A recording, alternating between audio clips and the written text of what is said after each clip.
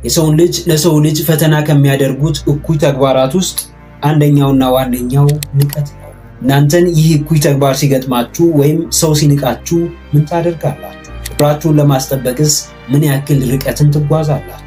በዚህ ቪዲዮ የትኛው የሚንቃችሁ ሰው እንዲያከብራችሁና ስለናቃችሁ ብቻ እንዲሸማቀቅና እንዲጸጸት የምታደርጉበትን 7 ወሳኝ ጥበቦች እንመለከታለን። በተለይ 7ኛ ላይ የምንመለከተው ጥበብ ክብራችሁን የሚጨምር እናንተን ፓወርፉል የሚያደርጋችሁ የህይወት ጥራታችሁንም ከፍ የሚያደርግ ስለሆነ እስከ ቪዲዮ ፍጻሜ ድረስ አብራችሁ ቆዩ። በቪዲዮ በስተመጨረሻ ደግሞ ከምንመለከታቸው 7 ጥበቦች ውስጥ ከእናንተ ማንነት ጋር የሚሄደውን ለመተግበርም ቀላል የሆነውን እንዲሁም ደግሞ ከዚህ በፊት ተጠቅማችሁት የሰራላችሁን ጥበብ ኮሜንት አድርጉልኛላችሁ፣ አነበዋለሁ። እኔ ኤፍሬም አስቻለው ነኝ፣ ሌክቸረር፣ ላይፍ ኮች ኤንድ ኮንተንት ክሪኤተር። ቁም ነገር አዘል ትምህርቶችንና ህይወት ቀያሪ ምክሮችን መከታተል የምትፈልጉ ከሆነ ይህንን ቻናል አሁኑኑ ሰብስክራይብ በማድረግና የደወል ምልክቱን በመጫን ቤተሰብ መሆን ትችላላችሁ።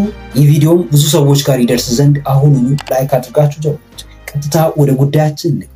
የትኛውም ሰው ቢንቃችሁ፣ የትኛውም ሰው ቢያንቋሽሻችሁ፣ የትኛውም ሰው ዝቅ ቢያደርጋችሁ ልታደርጓቸው ከሚገቡ 7 ነገሮች ውስጥ አንደኛውና እጅግ በጣም ወሳኙ መረጋጋት ነው፣ ወይም ካም ዳውን። መረጋጋት፣ ራሳችሁን መያዝ፣ ራሳችሁን ማቀብ።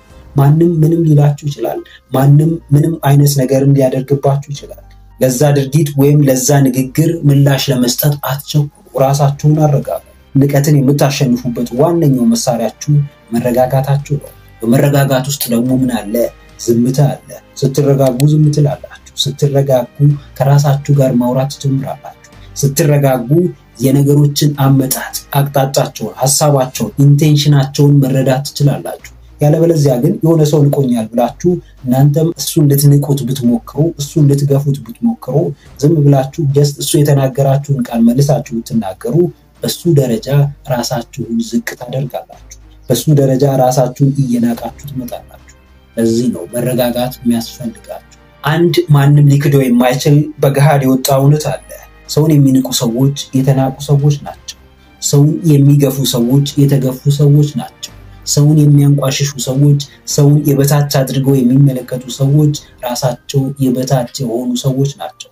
ስለዚህ እናንተ የበታች መሆን የማትፈልጉ ከሆነ፣ የተናቃችሁ መሆን የማትፈልጉ ከሆነ፣ ክብራችሁን ጠብቃችሁ ያላችሁን ደረጃ ከፍ አድርጋችሁ መቆየት የምትፈልጉ ከሆነ ለሚንቋችሁ ሰዎች ንቀትን ሳይሆን መረጋጋትን መልሱላቸው። ለሚንቋችሁ፣ ለሚያንቋሽሿችሁ፣ ለሚገፏችሁ ሰዎች ንቀትን፣ መግፋትን ወይም ደግሞ ማንቋሸሽን ሳይሆን ዝምታን መልሱላቸው። በዝምታ ውስጥ የነሱን ምክንያት፣ የነሱን ኢንቴንሽን፣ የነሱን ፍላጎት መረዳት ትጀምራላችሁ። ከዛ በኋላ ራሳችሁ ላይ መስራት፣ ራሳችሁን ማሻሻል ባለባችሁ መንገድ ማሻሻል ትጀምራላችሁ። ከዛ ውጪ ግን እነሱ በመጡበት መንገድ ራሳችሁን ኤክስፖዝ አድርጋችሁ ለእነርሱ ሪስፖንስ ለመስጠት የምትዘጋጁ ከሆነ ግን አቅማችሁን እያሳነሳችሁ፣ ተነሳሽነታችሁን እየገደላችሁ፣ ለራሳችሁ የሚሰማችሁንም ስሜት እያወረዳችሁ ትመጣላችሁ። ማንም ሰው ይናቃችሁ፣ ማንም ሰው ያንቋሻችሁ፣ ማንም ሰው ይግፋችሁ፣ ራሳችሁን አረጋጉ። ውስጣችሁን ተመልከቱ። ውስጣችሁን ለማከም ብቻ ሞክሩ። ሰው በተመቸው መንገድ እናንተን ሊረዳ ይችላል። ሰው በተመቸው መንገድ ደግሞ እናንተን ሊቀበላችሁ ይችላል። ኢቭን ከመቀበልም በላይ ደግሞ ሊገፋችሁ ይችላል። እሱ የእናንተ ጉዳይ አይደለም።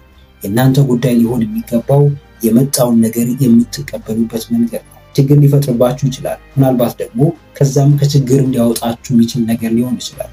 የእናንተን ማንነት እንድታሳዩ እድልን የሚሰጣችሁ ነገር ሊሆን ይችላል። ስለዚህ እንደ አጋጣሚ ተጠቅማችሁ ራሳችሁን ማብቃት ላይ ብቻ አተኩሩ።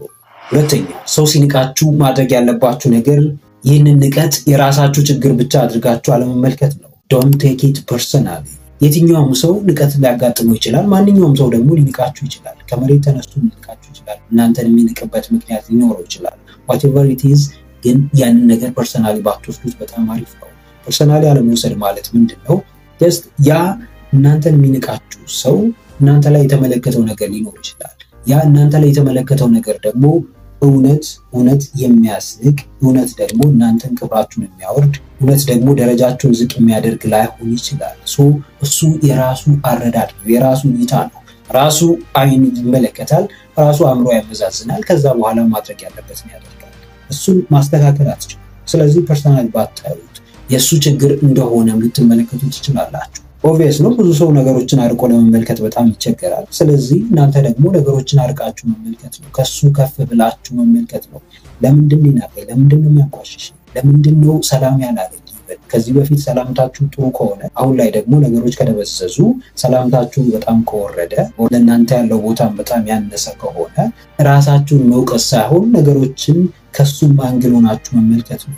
እሱ ጋር ብዙ አይነት ችግሮች ሊኖሩበት ይችላል። ብዙ አይነት ውጣ ውረድ ሊገጥመው ይችላል። ብዙ አይነት ፈተናዎች ውስጥ ሊሆን ይችላል። ከዛ አንጻር እናንተን ችላ ሊላችሁ ሊንቃችሁ ይችላል።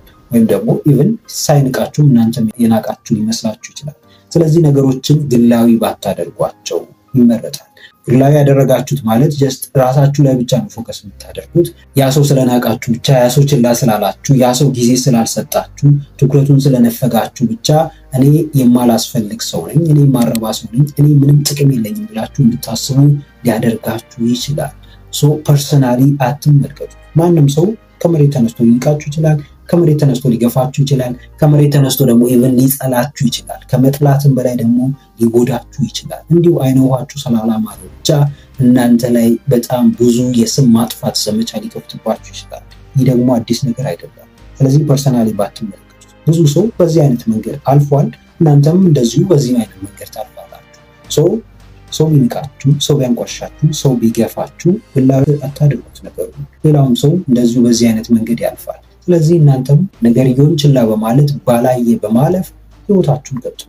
በጣም ነፃ የሚባለው ህይወት፣ ደስተኛ የምትሉትን ህይወት፣ እናንተን ሊያረካችሁ የሚችለው ወይም በህልማችሁ መንገድ ሊወስዳችሁ የሚችለውን ህይወት መኖራችሁን ቀጥሉ። ሶስተኛው የትኛውም ማንኛውም ሰው ቢንቃችሁ፣ ቢያንቋሽሻችሁ፣ ቢገፋችሁ ንቀቱን ወደ ክብር የምትቀይሩበት መንገድ ወይም ጥበብ ሁኔታውን መረዳት ነው። ወይም አንደርስታንድ ዘ ሲቹዌሽን። ከምን ተነስቶ ነው እኔን ሊንቅ የሚችለው? ከምን ተነስቶ ነው የሚያንቋሽሽ? ከምን ተነስቶ ነው እኔን ዝቅ የሚያደርገኝ ብላችሁ ነገሮችን ለመረዳት ሞክሩ። ይህንን ባደረጋችሁ ቁጥር ራሳችሁን ለማሻሻል እድሉን ታገኛላችሁ። ያ የናቃችሁ ሰው በግዱ እንዲያከብራችሁ ማድረግ ትችላላችሁ። ነገሮችን ማትረዱ ከሆነ ወይም ችላ የምትሉት ከሆነ የሚሰጣችሁን አስተያየት ፖዚቲቭሊ ማትመለከቱት ከሆነ ወይም ደግሞ ኮምፕሊትሊ ወደ ጥላቻ ቀይራችሁት የምትመለከቱት ከሆነ የመሻሻል እድላችሁ በጣም አናሳ ነው። የሰው ልጅ ዝም ብሎ ሰውን ላይንቅ ይችላል። አብዛኛው ሰው ዝም ብሎ ሰውን ላይንቅ ይችላል። ጀስት እናንተ ላይ የተመለከተው ነገር ሊኖር ይችላል። እንዲሁም ደግሞ ከእናንተ የሚጠብቀው ነገር ሊኖር ይችላል። ወይ ገንዘብ ሊጠብቅ ይችላል፣ ወይም ደግሞ ጊዜ እንድትሰጡ ሊፈልግ ይችላል። ብዙ ነገር ከእናንተ ሊጠብቅ ይችላል። ያንን ነገር ደግሞ ሲያጣ ጥላቻው ሊመጣበት ይችላል። ወይም ይህ ንቀት የምንለው ስሜት ሊመጣበት ይችላል። ወይም ቅናት የምንለው ነገር ሊመጣ ይችላል። በብዙ አይነት ምክንያቶች እናንተ ሊንቃችሁ፣ ሊገፋችሁ፣ ሊያንቋሻችሁ ይችላል። ሰው ሁኔታውን የምትረዱት ከሆነ ግን ቀጥታ ሄዳችሁ ታናግሩታላችሁ። ከዛ በኋላ ለምን ለእናንተ ጥሩ ስሜት እንደሌለው፣ ለምን ደግሞ እናንተን የበታች አድርጎ እንደሚመለከት ታወራላችሁ። ከዛ በኋላ መፍትሄ ማበጀት ትችላላችሁ። ስለዚህ ነገሩን ሞር በጣም ስትሪክት ሆኖ ወደ እናንተ የሚመጣ ከሆነ፣ ስሜታችሁን እየጎዳችሁ ከሆነ፣ ከዛ ሰው ጋር ያላችሁ ሪሌሽን በጣም እያሻከረው የሚመጣ አይነት ከሆነ ያላችሁ አማራጭ ቁጭ ብሎ ማውራትና ማውራት ብቻ ነው። በክብሩ የሚደራደር ማንም ሰው የለም። በክብራችሁ በፍጹም እንዳትደራደሩ። ክብር ማለት ህይወት ማለት ነው። ክብራችን ሲነካ ህይወታችን ይናጋል። ስለዚህ ለክብራችን ዘብ የምንቆመው እኛ ራሳችን ነን። ለክብራችን ተገን የምንሆነው፣ ለራሳችን ተገን የምንሆነው ራሳችን ነን። ክብር ክብር ክብር ስላልን ብቻ ግን የተከበርን ሰዎች አንሆን። ራሳችንን የምናስከብረው በመስራት ነው። ራሳችንን ከፍ የምናደርገው የናቁንን ሰዎች የምናሳፍረው፣ የናቁን ሰዎች መጥተው ይቅርታ እንዲጠይቁን የምናደርገው ራሳችን ላይ በመስራት ነው። ስራችንን በአግባቡ በመስራት ነው። ኃላፊነታችንን በመወጣት ነው። ከማንም ጋር በጣም ጥሩ የሆነ ግንኙነትን በመመስረት ነው። ሰውን ሁሉ ለማስደሰት በመሞከር ሳይሆን ራሳችንን በማስደሰት ሰዎችን የሚጠቅሙ ተግባራትን በመፈጸም ራሳችን ላይ ቫልዩ ሊጨምሩ የሚችሉ ነገሮችን በማድረግ ነው። ስለዚህ በክብራችሁ በፍጹም እንዳትደራደሩ። ክብራችሁን የምታስጠብቁት ደግሞ ራሳችሁ ላይ ስትሰሩና ኃላፊነታችሁን በአግባቡ ስትወጡ ብቻ ነው። አራተኛው ጋር ደርሰናል። ማንኛውም ሰው በምንም አይነት ሁኔታ ውስጥ ቢንቃችሁና ቢያንቋሻችሁ ወይ ቢገፋችሁ ይህንን ንቀቱን ወደ ክብር የምትቀይሩበት ሌላኛው ወይም አራተኛው ጥበብ ገደቦችን ማስቀመጥ ነው፣ ወይም ሴቲንግ ባውንደሪስ። ይህንን ባውንደሪ ወይም ገደቦችን የምታስቀምጡት ዙሪያችሁን ለመከለል ነው፣ ዙሪያችሁን ለመጠበቅ ነው፣ ራሳችሁን ለመጠበቅ ነው። ይህንን ስታደርጉ ምናልባትም በብዙ ሰው ልትተቹ ትችላላችሁ። ብዙ ሰው ደግሞ ይህንን ባህሪያችሁን፣ ይህንን ማንነታችሁን ላይቀበለው ወይም ላይወደው ይችላል። ነገር ግን የእናንተ ጉዳይ እሱ አይደለም። ሰዎች እንዲቀበሉት አይደለም፣ ሰዎች እንዲወዱት አይደለም ይህንን የምታደርጉት። ቅድሚያ ሰዎች ከመውደዳቸው በፊት እናንተ ራሳችሁን መጠበቅ ይኖርባችኋል። ራሳችሁን ማስከበር ይኖርባችኋል። ይህንን ቀይ መስመር ታሰምራላችሁ ወይም ባውንደሪ ታስቀምጣላችሁ። ባውንደሪያችሁ የማትፈልጉትን ነገር በግልጽ መናገር፣ የምትፈልጉትን ነገር ደግሞ በግልጽ በመናገር ልታሳዩ ትችላላችሁ። ባውንደሪያችሁን የሚያክሰው ደግሞ በፍጹም እናንተን ሊንቃችሁ አይችልም። የምትናቁት ወይም የምትገፉት፣ የምትተቹት የበታች እንደሆናችሁ ደጋግሞ ሰው የሚነግራችሁ ባውንደሪ ሳይኖራችሁ ሲቀር ብቻ ነው። ሲሪየስ የምትሆኑበት ጉዳይ ያስፈልጋችኋል። በፍጹም የማትደራደሩበት ጉዳይ ያስፈልጋችኋል። ፎር ኢንስታንስ የቤተሰባችሁ ጉዳይ ሊሆን ይችላል። በቤተሰባችሁ የሚቀልድባችሁ፣ ቤተሰባችሁን የሚነካባችሁ፣ ቤተሰባችሁን የሚያንቋሽባችሁ ሰው እንደማይመቻችሁ አስቀድማችሁ ለየትኛውም ሰው፣ ለጓደኛችሁ ሊሆን ይችላል፣ ለፍቅር አጋራችሁ ሊሆን ይችላል፣ ለስራ ባልደረባችሁ ሊሆን ይችላል፣ ኢቭን ብዙም ጠበቅ ያለ ግንኙነት ለሌላችሁ ሰው ሊሆን ይችላል። ይህንን በግልጽ ትነግሩታላችሁ። ከዚህም ውጭ ደግሞ በስራችሁ በምታገኙት ገቢ ወይም ደግሞ በደሞዛችሁ፣ በምትኖሩት ኑሮ፣ በቤታችሁ፣ ኢቭን በላይፍ ስታይላችሁ ማንም ሰው እንዲነቅፋችሁ፣ ማንም ሰው ደግሞ እንዲንቃችሁ የማትፈልጉ ከሆነ ይህንን ቀይ መስመራችሁን፣ ይህንን ባውንደሪያችሁን፣ ገደባችሁን በግልጽ ልትነግሩት ይገባል። ይህ የኔ አቋም ነው ብላችሁ በግልጽ ልታሳውቁ ይገባል። ከዛ አቋም አልፎ የሚመጣ ሰው ካለ ግን የራሳችሁን እርምጃ ትወስዳላችሁ ማለት ነው። ምናልባትም እርምጃችሁ ያንን ግንኙነት እስከ ማቆም ሊሆን ይችላል። ይህንን የምታደርጉት ለራሳችሁ ክብር ስትሉ ነው፣ ለራሳችሁ ጤና ስትሉ ነው። በሰው ተንቃችሁ ወይም በሰው ተገፍታችሁ ከምትኖሩ ያ የሚገፋችሁ ሰው ቢቀርባችሁ ምንም የምታጡት ነገር የለም። ከምታጡት ነገር በብዙ እጥፍ የምታተርፉት ነገር ይኖራል። ከምታተርፏቸው በጣም ብዙ ነገሮች ውስጥ ደግሞ ዋነኛው ነገር የህሊና ሰላም ነው። ስለዛ ሰው ደጋግማችሁ ማሰባችሁን ታቆማላችሁ። ራሳችሁ የምትሰጡት ቦታ ቢበላሽ ራሱ ይስተካከላል ማለት ነው፣ ያ ሰው ከእናንተ የሚለይ ከሆነ። ስለዚህ ገደባችሁን አስቀምጡ። የማትደራደሩባቸውን ነገሮች በግልጽ ተናገሩ፣ በግልጽ አሳውቁ። እምቢ የምትሉባቸውን ነገሮች በፍጹም ከእናንተ ማንነት ጋር ስለማይሄዱ ነገሮች። ሌላ አንድ ምሳሌ ልጨምርላችሁ። እናንተ መጠጥ የማትጠጡ ከሆነ ብዙ መጠጥ የሚጠጡ ጓደኞች ካሏችሁ እናንተ መጠጥ ስለማትጠጡ ብቻ ወይም አልኮል ስለማትጠቀሙ ብቻ የሚንቋችሁ ወይም እንደ ፋራ የሚመለከቷችሁ ከሆነ ይህንን አቋማችሁን በግልጽ መናገር ይኖርባችኋል። በዚህ ነገር በፍጹም እንደማትደራደሩ ልትነግሯቸው ይገባል። ከዛ በኋላ ለሚመጣው ነገር እናንተ ሳይሆን ኃላፊነት የወስዱት እነዛ ጓደኞቻችሁ ይሆናሉ ማለት ነው። አምስተኛው የትኛውም ሰው ቢንቃችሁ፣ የትኛውም ሰው ቢገፋችሁ፣ ቢያንቋሻችሁ፣ ዝቅ ቢያደርጋችሁ ይህንን ንቀቱን በክብር የምትቀይሩበት ጥበብ ቀልድን መጠቀም ነው። ወይም ደግሞ ዩዝ ሁመር፣ ጀስት ብዙ ነገሮችን ሲሪየስ አለማድረግ፣ ቀለል አድርጋችሁ ማየት ማለት ነው። ንቋችኋል አይደል? አይታችሁታል፣ ገብቷችኋል፣ እንደናቃችሁ፣ እንደገፋችሁ፣ እያንቋሸሻችሁ እንደሆነ ኢቭን እየሰደባችሁ እንደሆነ አይታችኋል። ስለዚህ ቴክ ኢት ኢዚ። ሁለተኛው ላይ ትመለከቱታላችሁ። ሶስተኛ ላይ የሚደጋገም አይነት ከሆነ ግን እዛ ላይ ሲሪየስ ትሆናላችሁ። ከዛ ውጭ ግን አንዴ ተብሎ ለሚያልፍ ነገር ብዙ ራሳችሁን ባታስጨንቁ፣ ብዙ ደግሞ ሲሪየስሊ ነገሮችን ባትመለከቷቸው መልካም ነው። እዛ ቦታ ያ ሰው እንደ ቀልድ ሊናገረው ይችላል። ያ ቀልድ ደግሞ ውስጣችሁን ሊነካው ይችላል። እሱ ግን ያንን ተናግሮ ረስቶታል። እናንተ ግን ያንን ነገር እያብላላችሁ ረጅም ጊዜ ትቆያላችሁ። ይህም ቀናችሁን በዛ ንግግር ምክንያት ወይም በዛ ቀልድ ምክንያት ሊናጋ ይችላል። ይሄ ከመሆኑ በፊት ያንን ነገር እንደ ቀልድ አድርጋችሁ ማለፍን መለማመድ ይኖርባችኋል። ይህንን የምታደርጉት ያ የተነገረው ነገር ብዙ እናንተ ላይ እንደማይሰራ፣ ያ ነገር እናንተን አሳስሮ ሊያስቀምጣችሁ እንደማይችል፣ ሊያስጨንቃችሁና ሊያሸማቅቃችሁ እንደማይችል ያንን ነገር የተናገራችሁ ሰው ራሱ ማወቅ ይኖርበታል ማለት ነው። ስለዚህ ይሄንን እሱ እንዲያውቅ ምናልባት ሊጎዳችሁም እንደ ቀልድም ሊሆን ይችላል፣ አስቦበት አልሞ አቅዶ ሊሆን ይችላል ይህንን ነገር የሚያደርግባችሁ። ነገር ግን ያ ነገር እናንተ ላይ ፓወር እንደሌለው፣ ያ ነገር እናንተ ጋር ሲመጣ እንደማይሰራ ያ ሰው ማወቅ ይኖርበታል። ይህንን ደግሞ የምታደርጉበት ዋነኛው መንገድ ያንን የተነገረውን ነገር እንደ ቀልድ ቸል ብላችሁ ዝም ብላችሁ በማለፍ ነው። የዝምታችሁም ገደብ ሊኖረው ይገባል። ገደቡን ደግሞ የምታበጁት እናንተ ራሳችሁ ናችሁ። ያ የተነገራችሁ ነገር አሳማኝ ይሁን አሳማኝ አይሁን፣ እናንተን በሰዎች መሃል ለማሸማቀቅ ይሁን እናንተን ደግሞ ለማሳፈር ይሁን እናንተ የምታውቁት ነገር ላይኖር ይችላል። ነገር ግን ያ ንግግር ወይም ደግሞ ያ ነገር ግን እናንተ ላይ አቅም እንደሌለው፣ እናንተ ላይ ምንም አይነት ፓወር ሊኖረው እንደማይችል ማሳየት ትችላላችሁ። ይህንን የምታደርጉት ደግሞ ነገሮችን ቀለል አድርጋችሁ እንደ ቀልድ በማለፍ ነው። ስድስተኛው ላይ ደርሰናል። እስካሁን አብራችሁን ከሆናችሁ ቪዲዮ ተመችቷችኋል ማለት ነው። ስለዚህ አሁኑኑ ላይክ አድርጉት። እንዲሁም ደግሞ ለቻናሉ አዲስ ከሆናችሁ ሰብስክራይብ በማድረግ እና የደወል ምልክቱን በመጫን ቤተሰብ መሆን ትችላላችሁ። ስድስተኛው የትኛውም ሰው ቢንቃችሁ፣ ቢገፋችሁ፣ ቢያንቋሽሻችሁ ይህንን ንቀቱን ወደ ክብር የምትቀይሩበት መንገድ ወይም ጥበብ መፍትሄ ላይ ማተኮር ነው፣ ወይም ፎከስ ኦን ሶሉሽንስ። በህይወት ዘመናችሁ በጣም ብዙ አይነት ሰዎችን ልትመለከቱ ትችላላችሁ። በጣም ሰው አክባሪ የሆኑ ትሁት የሆኑ በጣም የዋህ የሚባሉ አይነት ሰዎች ሊያጋጥሟችሁ ይችላል። በዛው ተቃራኒ ደግሞ በጣም እብሪተኛ የሆኑ ሰውን ማክበር የሚባል ነገር የሌላቸው ሰውን የሚንቁ እንኳን ለእናንተ ይቅርና ለቤተሰቦቻቸው እንኳን የማይታዘዙ ቤተሰቦቻቸውን የማያከብሩ አይነት ሰዎች ሊገጥሟችሁ ይችላል። whatever ብዙ አይነት ሰዎች ሊገጥሟችሁ ይችላል። ከዚህም ውጭ ደግሞ በጣም ብዙ አይነት ሰዎች ሊገጥሟችሁ ይችላል። ከእንደዚህ አይነት ሰዎች ጋር ዲል ለማድረግ መጀመሪያ ራሳችሁን ማወቅ ይኖርባችኋል። ስለ ራሳችሁ መረዳት ይኖርባችኋል። ከነዚህ ሰዎች የምትጠብቁት ነገር ምን እንደሆነ ማወቅ ይኖርባችኋል። ይህንን ነገር ስታውቁ ነው ወደ መፍትሄው ልትሄዱ የምትችሉት። ሰዎች ምንም ይበሏችሁ፣ ከምንም ተነስተው የበታች ያድርጓችሁ፣ ለእነዚህ ተግባራት መፍትሄ ማምጣቱ ላይ ብቻ ነው ማተኮር ያለባችሁ። ከሰዎች ጋር የማያስፈልግ አታካራ ውስጥ መግባት አያስፈልግም።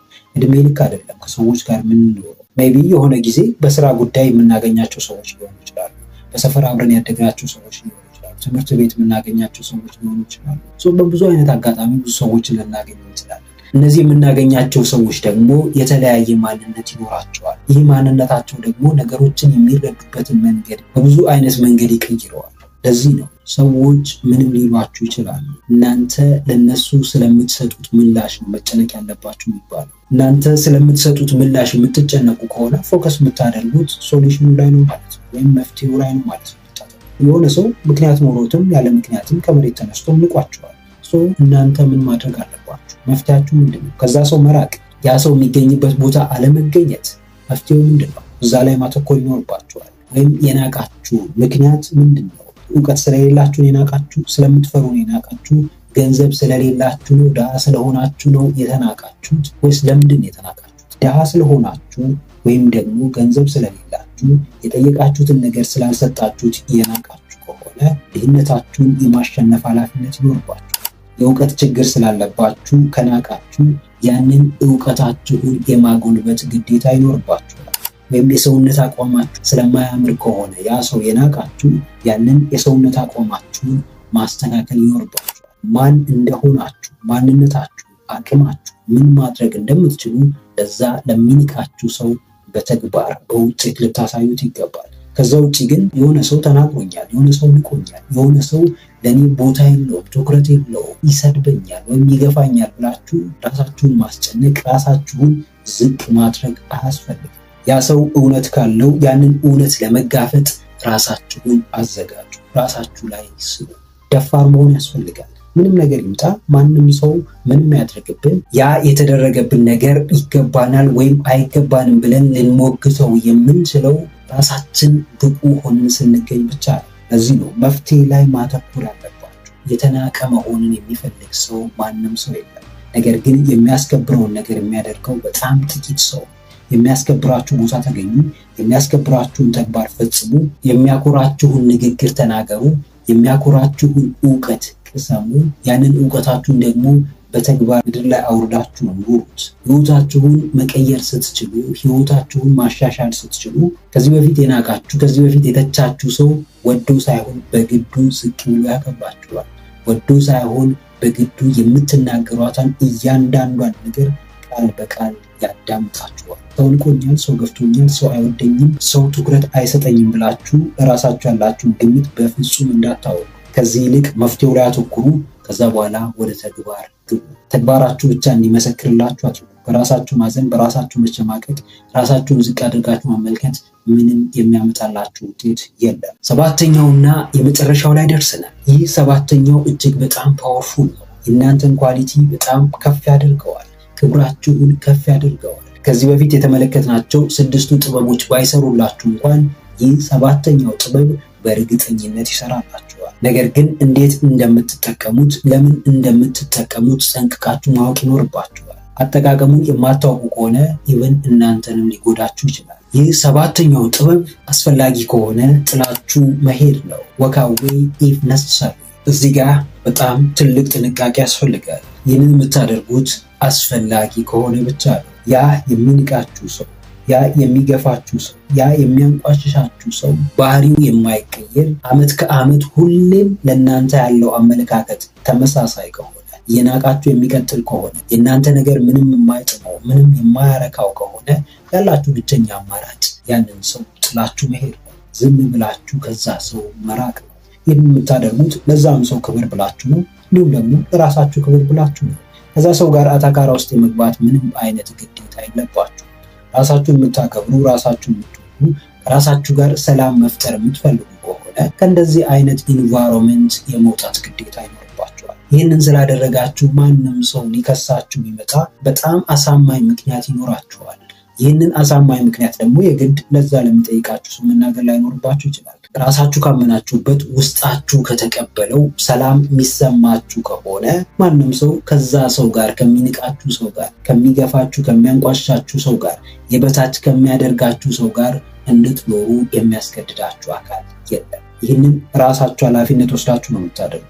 አንዳንዴ ሁሌም የሚያገኛችሁ ሰው ሊንቃችሁ ይችላል። ዋጋችሁ ላይገባው ይችላል። ሁሌም አብራችሁ የምትሆኑ ሁሌም ደግሞ እሱን ለመርዳት እሱን ለማገዝ ስርስሩ የምትሄዱ ከሆነ ያ ሰው የእናንተን ዋጋ ይረዳ ዘንድ ምናልባትም እናንተ ከዛ አካባቢ መራቅ ሊኖርባችሁ ይችላል። ውድነታችሁን ዋጋችሁን ለዛ ሰው ማሳየት ይኖርባችኋል። ከዚህ በፊት እንደ ባሪያ ልትሰሩለት ትችላላችሁ። ከዚህ በፊት የሚፈልገውን ነገር ሁሉ ያዘዛችሁን ነገር ሁሉ ልታደርጉለት ትችላላችሁ። በጠራችሁ ቦታ በጠራችሁ ሰዓት ልትገኙለት ትችላላችሁ። ነገር ግን ይህ ሁሉ ጊዜ መገኘታችሁ ይህ ያዘዛችሁን ነገር ሁሉ ማድረጋችሁ እንዲንቃችሁ ቦታ እንዳይሰጣችሁ ትኩረት እንዳይሰጣችሁ አድርጎ ከሆነ እርምጃ የመውሰድና ዋጋችሁን የማሳየት ትልቅ ኃላፊነት አለባችሁ። ኃላፊነታችሁን ደግሞ በሚገባ መወጣት ይኖርባችኋል። ለዛ ሰው ወርቆናችሁ ሳለ ሁሌ ስለሚያገኛችሁ ብቻ እንደ መዳብ የሚቆጥራችሁ ከሆነ ወርቅነታችሁን የምታሳዩት ራቅ ብላችሁ ነው። ዋጋችሁን እንዲያውቅ የምታደርጉት ከሱ ፈቀቅ በማለት ነው። በዛን ሰዓት የእናንተ ዋጋ ይገባዋል። በዛን ሰዓት ስለናቃችሁ፣ ስለገፋችሁ፣ ስላንቋሸሻችሁ፣ በሚገባችሁ ልክ ትርኢት ስላላደረጋችሁ የሚቆጭበት ጊዜ ይመጣል። ስለዚህ ራቅ ማለት ካለባችሁ ራቅ በሉ። ድራማ ውስጥ አትግቡ። የሆነ ሰው እንዲያከብራችሁ ራሳችሁን አትቀያዩ፣ ማንነታችሁን አትቀያዩ። ዝቅ ማለት ካለባችሁ ዝቅ ትላላችሁ። ዝቅ የምትሉት ሰው እንዲያከብራችሁ፣ ሰው እንዲወዳችሁ፣ ሰው ቦታ እንዲሰጣችሁ፣ ትኩረት እንዲሰጣችሁ ሳይሆን ዝቅ ማለት ሲኖርባችሁ ብቻ ነው ዝቅ የምትሉት። ከዛ ውጪ ግን ሰው እንዲወዳችሁ፣ ሰው እንዲያከብራችሁ፣ ሰው ትኩረት እንዲሰጣችሁ ብቻ ያልሆናችሁትን ማንነት ለዛ ሰው ለማሳየት አትሞክሩ። ድራማ አያስፈልግም። ምንም አይነት ጨዋታ አያስፈልግም። ህይወታችሁ የእናንተ ነው። ማንነታችሁ የእናንተ ነው። ራሳችሁን ማስከበር የምትችሉትም እናንተና እናንተ ብቻ ናችሁ። አስፈላጊ ከሆነ ከዛ ከሚንቃችሁ፣ ከሚያንቋሻችሁ፣ ከሚሰድባችሁ ሰው አሁኑኑ ራቁ። እንግዲህ ውድ ቤተሰቦች ለዛሬ ይዤላችሁ የመጣሁት ሐሳብ ይህንን ይመስላል። ከነዚህ ከተመለከትናቸው 7 ንቀትን ወደ ክብር ከሚቀይሩ ጥበቦች ውስጥ እኔን ሞር ፓወርፉል ያደርገኛል ወይም ደግሞ ብጠቀመው ለኔ በጣም ቀላል ነው ብላችሁ የምታስቡት ጥበብ የትኛው ነው? ኮሜንት አድርጉ። ይህንን ቪዲዮ ጠቃሚ ሆኖ ካገኛችሁት አሁኑኑ ላይክ ማድረጋችሁ እንዳትረሱ። እንዲሁም ደግሞ ይጠቅማቸዋል ብላችሁ ለምታስቧቸው ጓደኞቻችሁ ለወዳጆቻችሁ ሼር አድርጉላቸው። ነገር አዘል ትምህርቶችንና ህይወት ቀያሪ ምክሮችን መከታተል የምትፈልጉ ከሆነ ይህንን ቻናል አሁኑኑ ሰብስክራይብ በማድረግና የደወል ምልክቱን በመጫን ቤተሰብ መሆን ትችላላችሁ። ስለነበረን ጊዜ ሁሉ በጣም አመሰግናለሁ። በቀጣይ ቪዲዮ በአዲስ ሀሳብ እስክንገናኝ ሰላማችሁ ይብዛ።